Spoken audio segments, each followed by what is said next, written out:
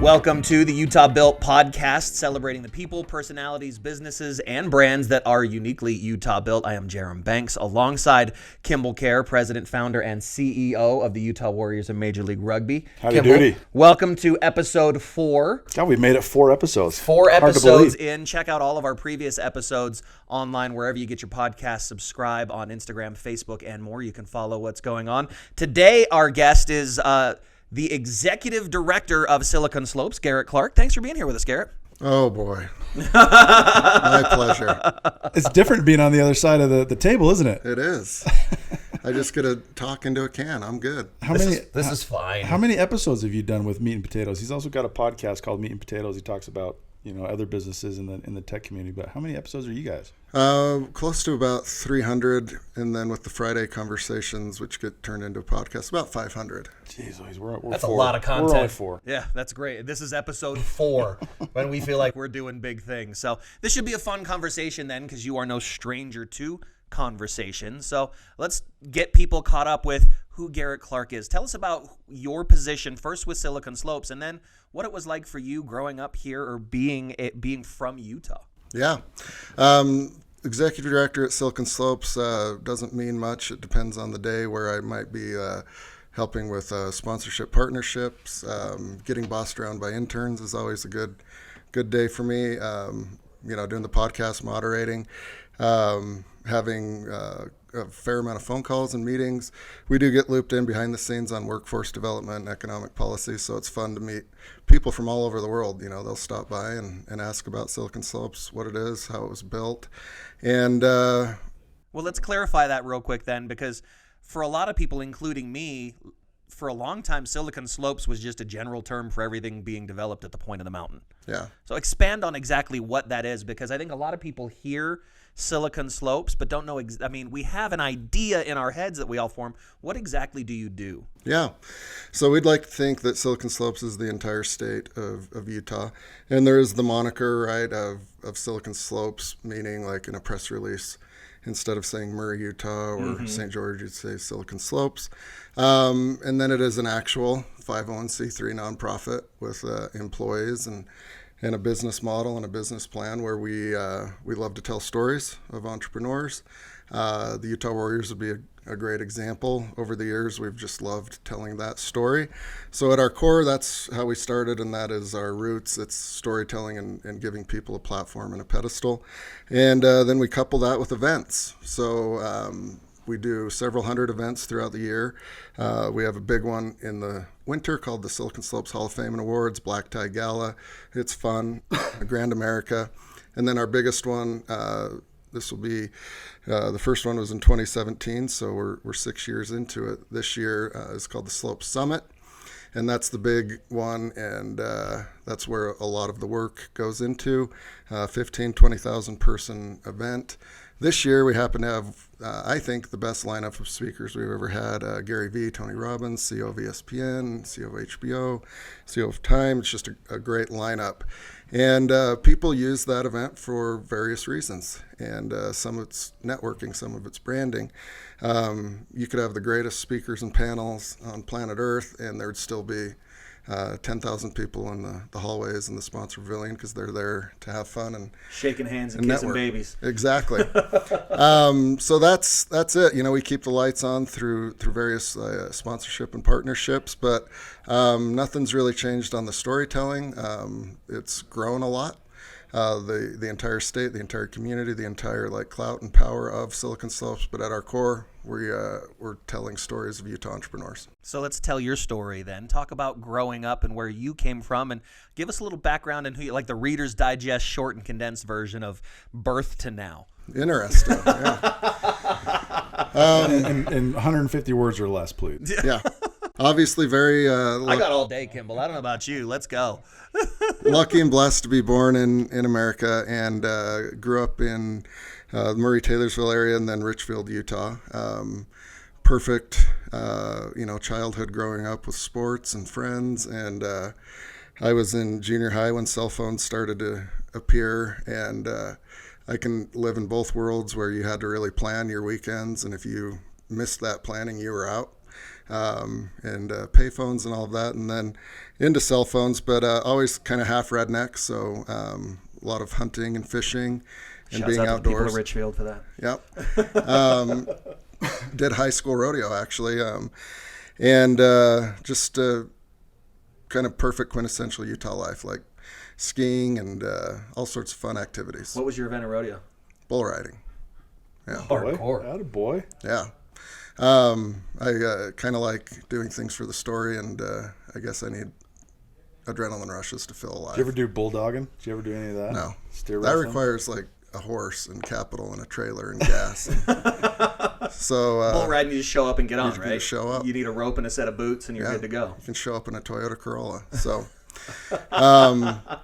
I then served an LDS mission in Brazil, and then came home and got deployed for a year and a half, almost 2 years, the Utah Army National Guard overseas, and came back, and I was 4 or 5 years behind a lot of my friends. So I did a degree in political science at the University of Utah, rushed to fraternity, did student government, made sure I crammed all of those experiences in, and there's no math in political science.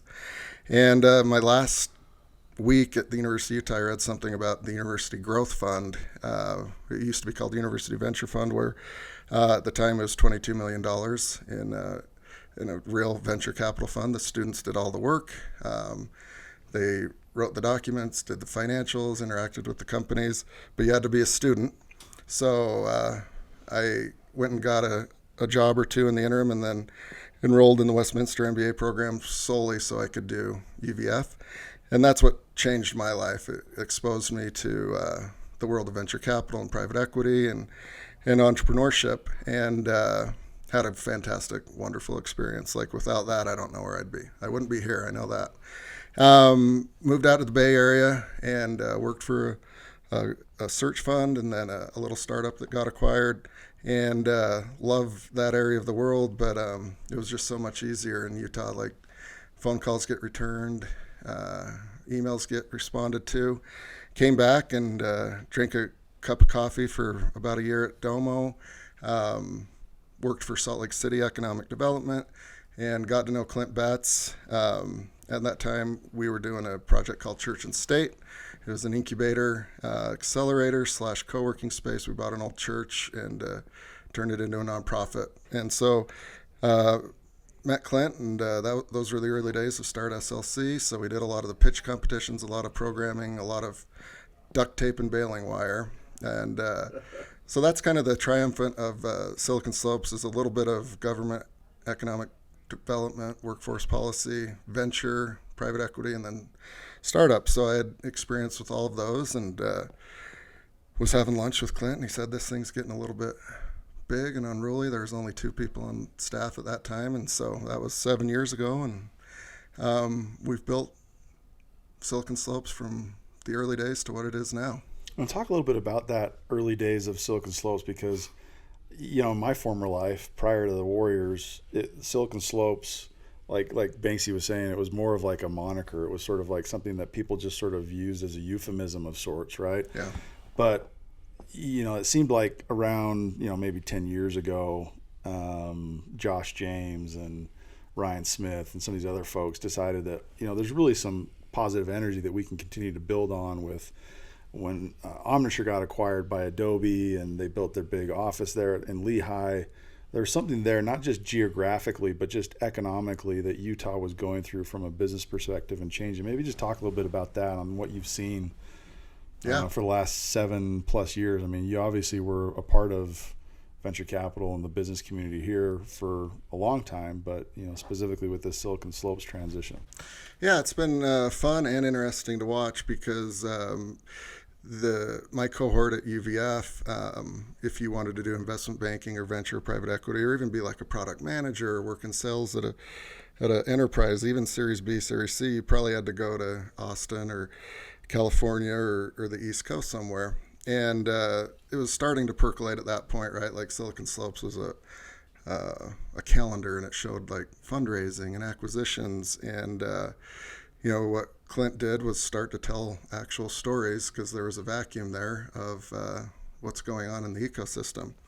And so you do that enough, then somebody says you should do an event. And if you're dumb enough to do an event, it turns into what Silicon Slopes is. And you do have, like, the point of the mountain, but that is just bad branding by us, right? Because there is a lot. It's literally and figuratively like the tip of the iceberg, right? Yeah. Like it's the point of the mountain, but it encompasses the whole state. Yeah, but there's plenty of heavy hitters in Provo and Salt Lake County and Davis County as well. So the ecosystem as it's evolved, right, you've got kind of this flywheel where there will be exits or liquidity events, whether it's IPOs or M&A.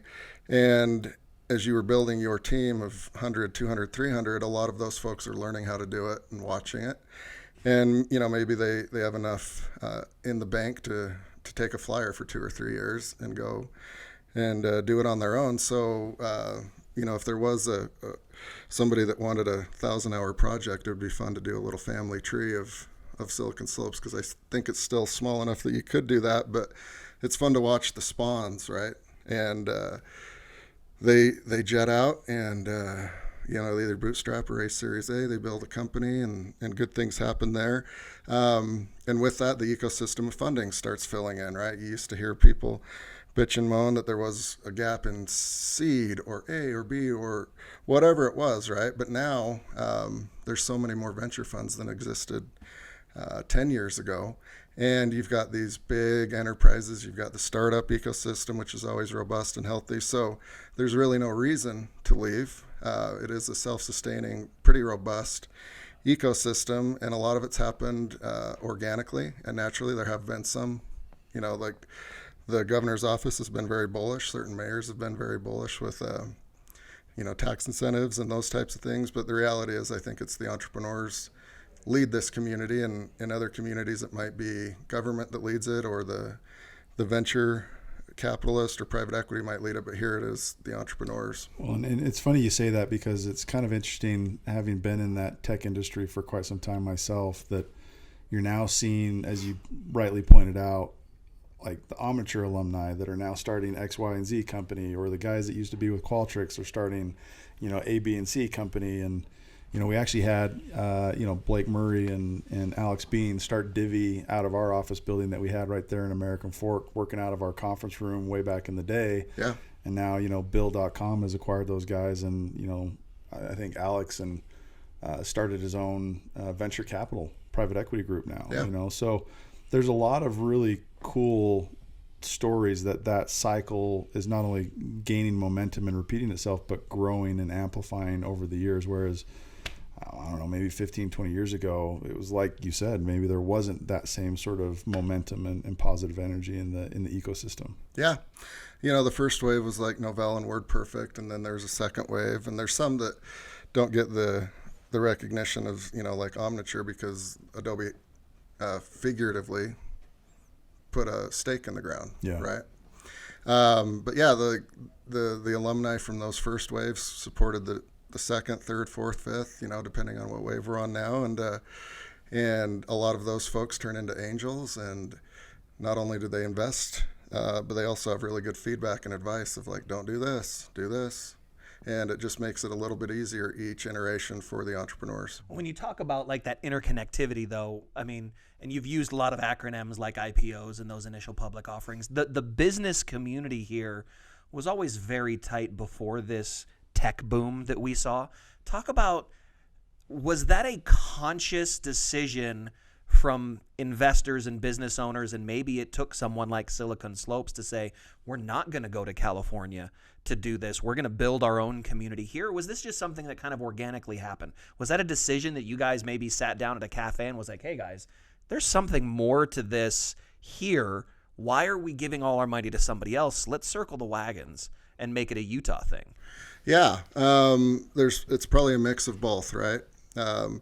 It is still a very, very small community, and you don't pull the ladder up after you've made it. It's kind of a Utah trait, and you also can't like gossip, right? Because it boomerangs back pretty quickly. And there's those in positions at the time that they could have some influence on this, and those that weren't in a position but had visions of how the whole ecosystem should work. And there's a lot of Utah pride, and obviously like alumni and from certain universities like kind of banding together. And then the cliques in a good way started forming around SaaS or fintech, and they started to become close. They might compete on talent and a few other things, but in the grand scheme of things, they'll get in the ship and row in the same direction for the most part. So a lot of people's visions were kind of amplified through Silicon Slopes, right? Like just having the Slope Summit and telling stories and getting people from outside the state to come and be a part of that, because it's great to have those other communities and ecosystems involved from experience and funding and everything in between. So, when companies, it still happens a bit now, but it happened a lot more 4 or 5 years ago, they would come to Silicon Slopes as if we were like an economic development group and say, pitch me on why I should relocate to Utah. And it was always, no, I'm not going to pitch you. Like, that's not my job. And it's really not our focus, right? So that's never been our shtick.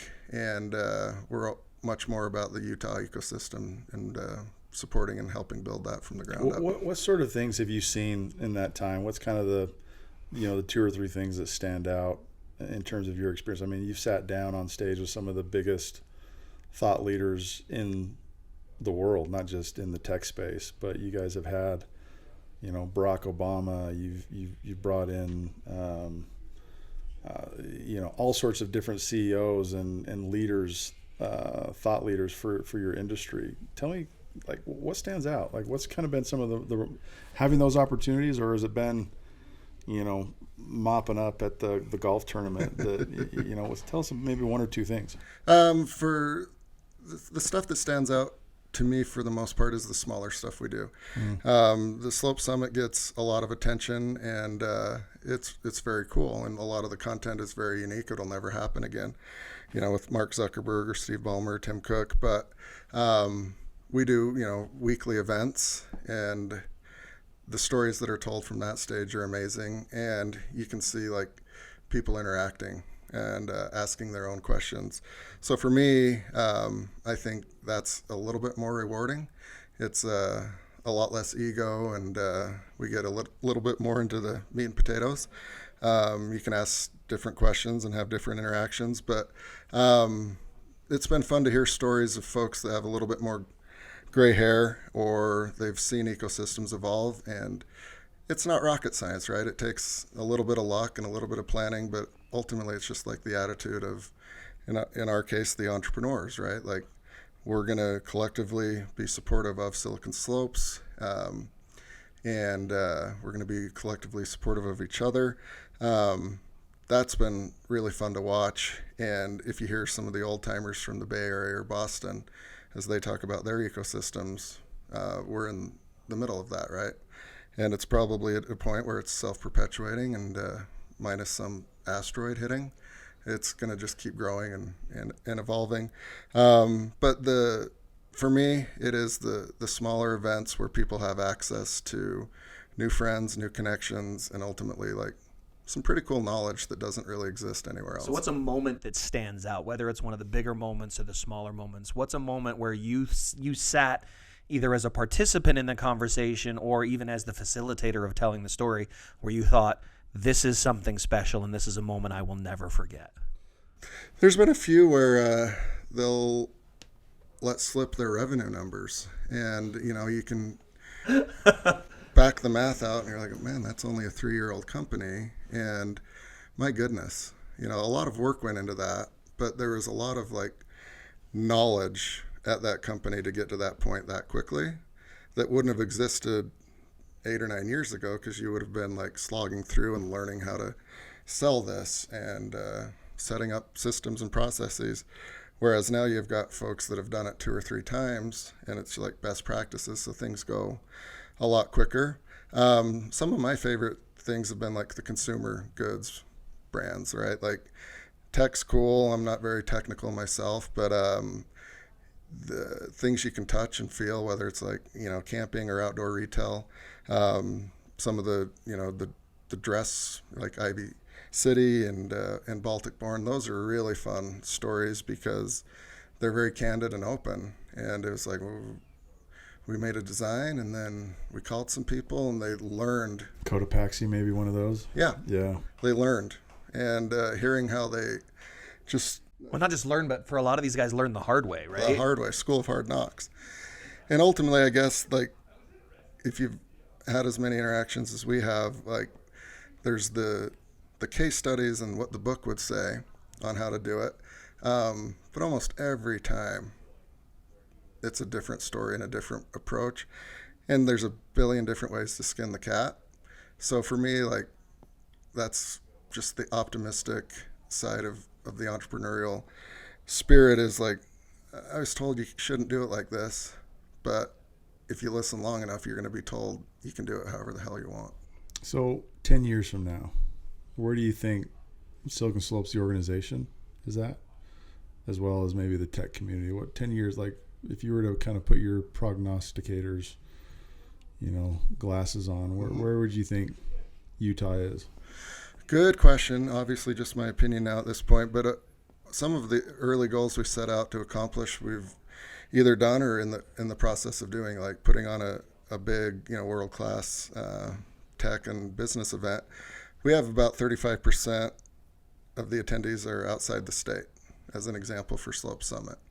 The rest of it is very, very Utah-centric, but I would anticipate a lot more exits and IPOs. I think the economy here is very diversified, all the way from like oil and gas and old energy to obviously fintech and SaaS. And in 4 or 5 years ago, like Utah was known for sales, and like you can really nail it and scale it with the sales bros. And or the MLMs were a big thing. MLMs were a big thing, right? That's shifted. Shifted. And explain when you say, obviously we're talking about building businesses. Yeah. When you say exits and IPOs, explain to people that may be watching this what that means for them as well as for the business owner, because now you're talking basically about selling your business, cashing out, monetizing it, stock shares and offerings, and really being able to make money off of all of the hard work that you put into developing that. Explain how that happens to people that don't know it. Yeah, so every entrepreneur is different, and if they, in the early days, say this is what I'm going to do, more often than not, they're wrong, right? They're going to have to be flexible and adaptable. They're going to get kicked and beaten down just like anyone else. So some would like to just build it and sustain it and keep control of it. Some would like to have that exit because it's really big paydays theoretically, and some would like to grow through like acquisitions and mergers. So when the big events happen, you always hear about the founders and the first 10 or 15, and it's millions, if not hundreds of millions of dollars. But the cool thing is, like, all of the employees for the most part would have stock options as well, and those would be negotiated when they join the company. And so even if you're 2 or 3 years in and you join, when these liquidity events happen, it's very good for the broader economy as well, right? If you're selling boats. Because now you're talking about like the founders of the company are selling the company that they've built to another company or investment firm. But everybody all the way down the line, the developers, the famous story about the receptionist at Google who took her pay and stock options early and retired a almost billionaire, because she took it. That's really what we're seeing happen now when you talk about exits and IPOs, these people being able to get value out of these companies that they've built, right? It actually even goes a step further because, we keep kind of coming back to the Omniture thing, but I'm most familiar with that one because we used to actually work with Omniture very closely. But, you look at what Adobe has done now in terms of expanding their footprint and investing in the community, investing in the state by building what they've built. They've got almost, 3,000 employees that are out of that Lehigh office, whereas, when they bought Adobe, I think, Omniture, they were in that 500 or 600 employees, right? So the growth and the development of committing to this community is just as much, a part of those companies being able to kind of see that cycle of success, right? And it's self-perpetuating at that point, right? Like you either are content with a upper middle class job, and easily, especially in Utah, like a fantastic lifestyle, or you can go out and try it on your own for a couple of years, knowing that there are safety nets. Like if it doesn't work out, you can go back, and there's going to be plenty of jobs, even in down economies. Like it's a robust economy enough that there will always be a soft landing.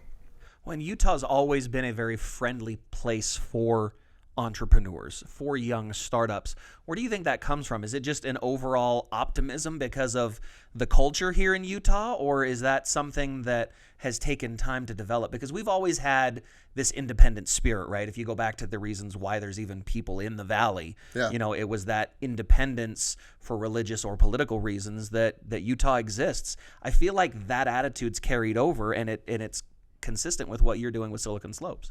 Yeah, I would agree.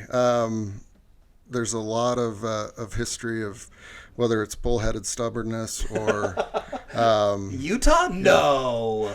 us against the world, and whether you're selling apples or alfalfa or some SaaS product. Utah companies generally are a little bit more gritty. They bootstrap, meaning like they don't raise money. It's the half redneck, right? Yeah, half redneck, and so a little bit more patient too, right? As I mentioned, there's a billion ways to skin the cat, but bootstrapping in other ecosystems usually is not one of those, right? Because it's probably a little bit more painful. So the ability to take pain is something I think Utahns are pretty good at. As an example, you might be able to raise money 2 or 3 years earlier. You're diluted, and you don't own as much of the company. But if you're willing to go through 2-3 more years of pain, it's going to be a big upside.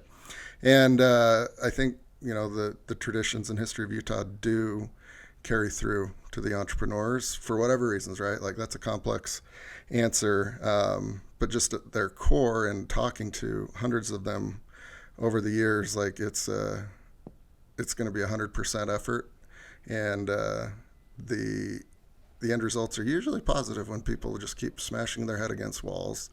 And if it's a failure, there's still a lot of silver linings there, but the not giving up is a unique trait.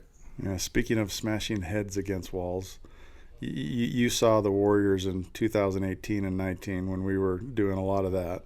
You guys were gracious enough to be supportive of what we were doing and building back then. In fact, lending some office space and being able to let us kind of crash your pad, so to speak, for those early days. But Silicon Slopes has had a lot of connection to professional sports here in the state, and I think that's kind of worthy, just given kind of what we're talking a little bit about today, not just the Utah built stuff, but maybe give us your insight on how you see sports layering into this tech community, because I know you guys have pretty good working relationships with all 3 major professional sports, with the Jazz, RSL, and the Warriors. Yeah. But what have you guys seen in terms of how you can connect the community using sports, and how sports layers into what Silicon Slopes is doing? Yeah. Ultimately, it's, fun, and it's not watching some stupid Netflix show, and it's not being on one more email chain or one more Zoom call. Like, we all can work, and we'll spend a lot of our life doing that, but I don't know what the point is if you're not going to have fun and watch really good athletes and be entertained. And I think a lot of people use it for networking and doing deals and closing deals. So for us, there is that tie-in, right? Like it's great to spend 3 hours at a Warriors game instead of 30 minutes on a Zoom call. You get to know people, and you get to see them in their element, and they get to be happy. Right? Like when folks come to a Warriors game for the first time, it is way fun to watch. Their eyes are as big as saucers, and they're asking a billion questions, and it is such a better environment than, an office setting. So for me, I mean, just in my opinion, like the fun is the key part there. And then, with the Warriors, classic startup, you guys have all the same issues and problems. You've got to sell tickets and cover costs and grow the brand. and do all sorts of things. And it's been the funnest partnership to watch, hands down, because it's hard. And your product is fun. A lot of products aren't fun. They're just utilitarian or just a pain, right? Like, oh, I got to use this to live and like get work done. But with the Warriors, it's the end result is just like happiness and fun. Same thing with like the Jazz and RSL. It's fun to watch them evolve and grow, because like if they get lazy for a year or two, then you know what the end result there would be. So I love tying in the eternal aspects of business to sports because of the fun factor. Is it different with sports? I mean, obviously, you know, when we refer to like a sports team as a startup, that probably shakes people in a very different way. But business eternals, like you said, are universal and eternal, right? So how is that mentally shifting that focus to a sports franchise, like we have a partnership with the Warriors, to somebody who is trying to develop or sell an app that is a tool somebody might use on their phone? Well, yeah, having never like run a sports team, only watching from the sidelines, you need users, i.e. attendees and sponsors and season ticket holders. You need the folks that'll buy the cheapest ticket, but you also need to develop and foster the partnerships, which most companies do, whether it's behind the scenes or they actually like tout it. Partnerships are like a key part of things, and it makes life a lot easier. You guys have like key partners that have sponsored or done in kind, and that's ultimately saved you guys tons of money, tons of heartburn and time. And I don't know how much heartburn over the years. How The much ulcer- heartburn have you? The ulcers are gone right now. right now. But if you're, a fintech app or a crypto app, partnerships are key. And sometimes they take more effort, sometimes they take less, but oftentimes it's like mutually beneficial, or like there's a clear winner in it. And I like when it's not just completely transactional. There is a relationship involved. So tell us, kind of just in closing, what are one thing that you wish you had known before you got involved with Silk and Slopes, and maybe one thing that you're glad you didn't? Yeah. The fact that a lot of things don't matter in the end. You might be crapping your pants because you worded an email wrong, or you talked about a certain thing incorrectly, or you misread the room, right? And the 28-year-old version of me would think the world's ending, right? I'll be run out on a rail, tarred and feathered, and most people don't care, right? Like, this isn't a blood sport, and you can account for boo-boos and poor decisions. We've made some calculated bets, and they didn't work out. And there's always a solution to the problem. So that's one thing that the younger version of me, I wish I had a time machine to go back, because it would save a lot of heartache. And comforting to know as a 20-something as opposed to where we are now. Yeah. Like, still do your best, try hard, but you can always apologize, and sometimes you get it wrong. And, unless you're like Evel Knievel and you miss the ramp, you're not going to die. There's always a solution to the problems. And then the second question was, What are you glad you didn't know? Maybe there's a little bit of lucky naivete that you're glad you have. Yeah, that people's egos oftentimes impact their decisions, and not knowing that has been really additive to foster patience, to give the benefit of the doubt, and to, on the inverse of that coin, not like lose my crap.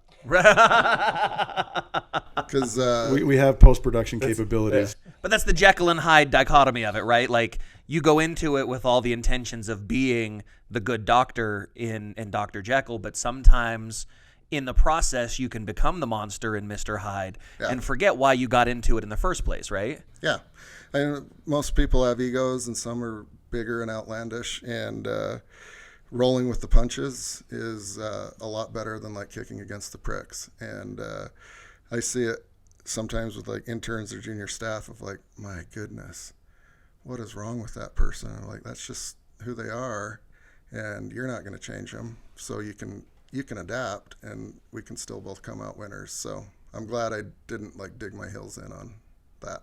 So obviously the title of the show and the whole reason we're here is to celebrate the people, personalities, businesses, and brands that are Utah built. As a kid from Murray, growing up in Ridgefield, being half redneck and half city boy, what does it mean to you to be uniquely Utah built? I think it's a few words: caring, giving, collaborative, and like being aware of this cool little ecosystem we have. Like, there's millions of ecosystems across this world. There's 8 billion people on this planet, various cultures and religions, and being aware of what we've done here in Utah without like being egotistical or prideful, just kind of being happy and being grateful. And the collaboration side of things, you get a lot more honey with you get a lot more bees with honey than vinegar, and that might not exist in Boston or New York, where we're going to be throat stompers, but at least you know the rules there, and the rules here are hopefully going to last a long time, and it's collaborative and it's kind, and just being aware of how cool this is, that this exists, and it's a place where people are accepted, and you can build any number of different things, and you can go about it in any number of directions. So we're pretty lucky. Well, listen, we're super ecstatic that you chose to join us. We appreciate you taking some time. We love what you're doing with Silicon Slopes. I personally, like I've told you before, I got a bit of a soft spot in my heart for the tech community here in Utah, and just having seen it evolve and grow. So we love what you guys are doing. But thank you. As a kind of a thank you for being episode 4 of hopefully, we got to catch up with his 500 some odd episodes, but we've got a lot more hats to give out, but we know you like hats. So we want to just give you that hat to love it. Kind of commemorate you joining us on Utah. Looking fresh, Built. Garrett. Looking fresh. So, thanks, love Garrett. the name, love the branding. You guys are awesome. Thanks for having me. Check out Garrett and the Meat and Potatoes podcast if you want to see that. And of course, the Hub for Business, if you're looking for a place to grow, if you're looking for a resource to learn, or if you just want to see more stories to tell, Silicon Slopes an incredible resource to have.